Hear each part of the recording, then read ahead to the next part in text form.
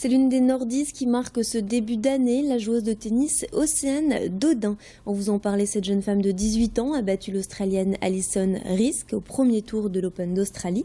Elle a malheureusement été éliminée au second tour, mais son jeu et sa persévérance ne sont pas passés inaperçus lors de la compétition. On devrait entendre parler d'elle.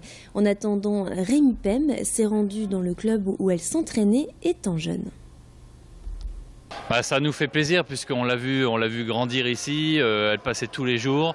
Effectivement, c'est vraiment super pour elle, on est vraiment content pour elle. On voyait tout de suite sur le terrain beaucoup de relâchement, beaucoup de puissance, beaucoup de détermination et donc on avait vraiment espoir qu'elle réussisse au plus haut niveau. On va lui préparer un accueil, j'espère qu'on va l'avoir bientôt. Après, avec toutes les programmations de tournois, ça va être de plus en plus difficile, mais on va essayer.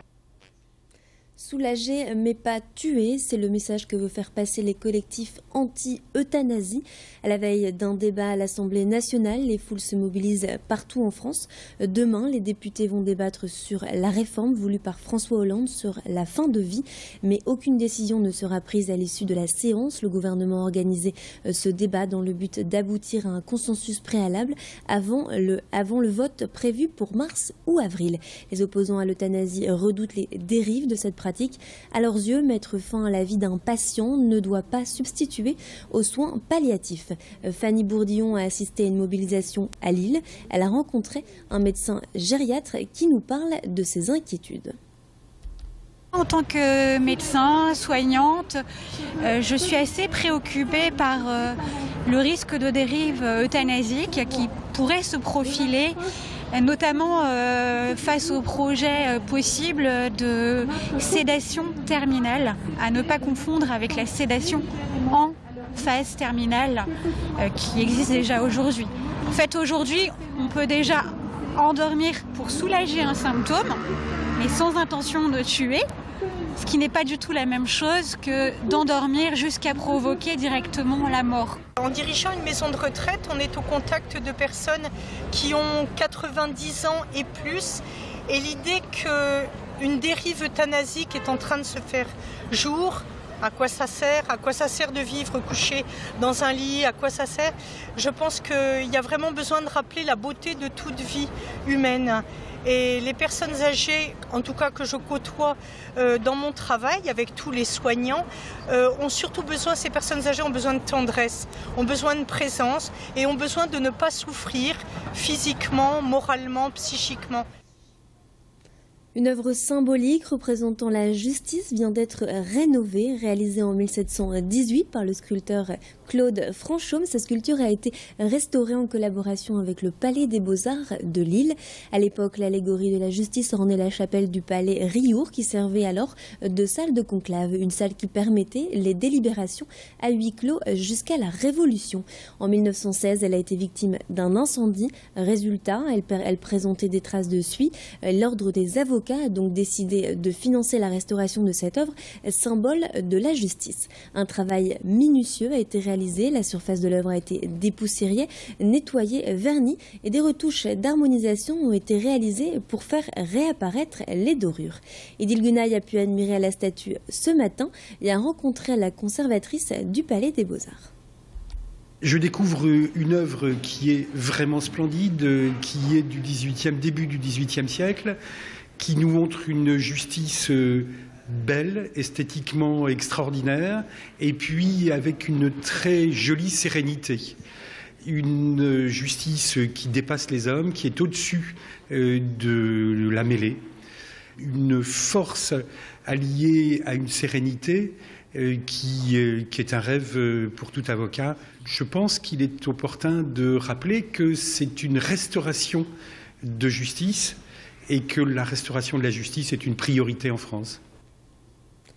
On écoutera la conservatrice du Palais des Beaux-Arts au prochain Flash. Ne soyez pas surpris si votre collègue de bureau, votre voisin au restaurant ou même votre patron s'approche de vous et vous serre dans ses bras. Aujourd'hui, c'est la journée internationale du câlin. Et pour trouver des partenaires de câlin, certains se rendent même dans un lieu public avec une pancarte sur laquelle est noté « câlin gratuit » ou « free hugs » en anglais. Cette journée existe depuis les années 70. Un révérend américain a instauré cette journée pour donner un petit coup de fouet aux personnes touchées par la déprime entre le début d'année et le 14 février, date de la Saint-Valentin. De nombreuses études ont démontré que nous avons besoin de 7 minutes de câlin par jour pour nous sentir heureux. Une étude parue en décembre dernier sur un site médical américain a même démontré que prendre quelqu'un dans ses bras régulièrement serait un moyen de lutter contre les maladies. Alors, vous avez peut-être trouvé le moyen de vous débarrasser de cette méchante grippe. Les images ont été tournées sur la Grand Place de Lille. C'est la fin de ce flash. Merci de nous avoir suivis. On se retrouve au prochain quart d'heure. Mais avant, votre météo et l'infotrafic.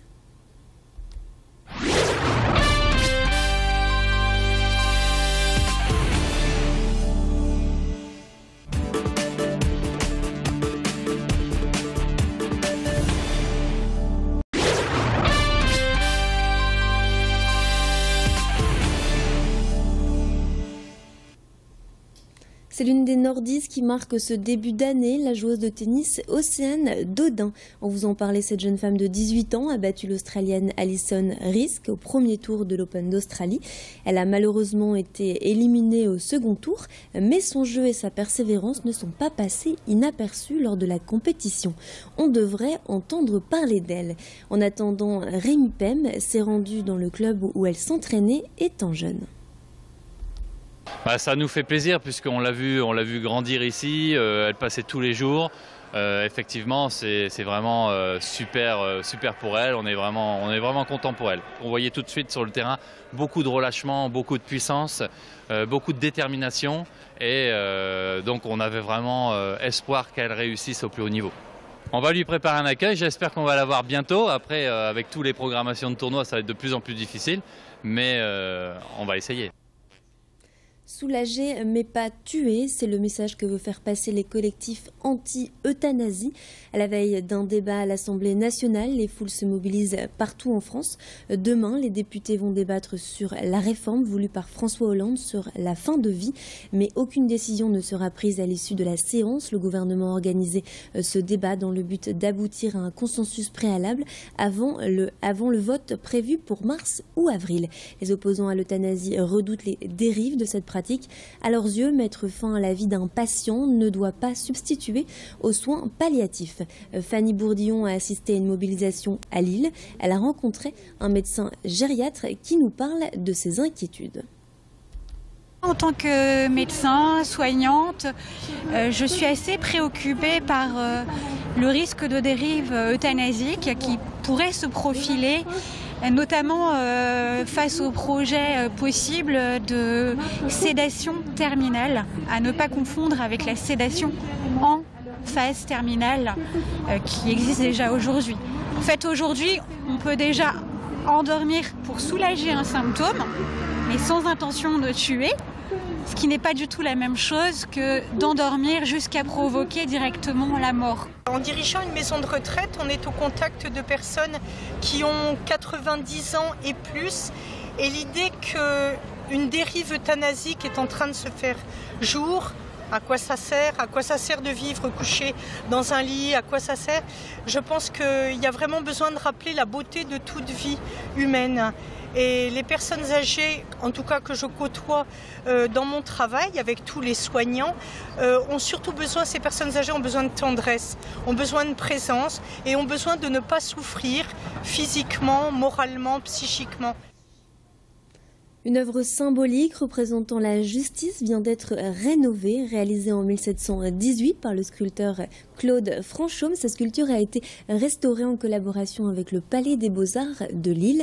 À l'époque, l'allégorie de la justice ornait la chapelle du palais Riour qui servait alors de salle de conclave, une salle qui permettait les délibérations à huis clos jusqu'à la Révolution.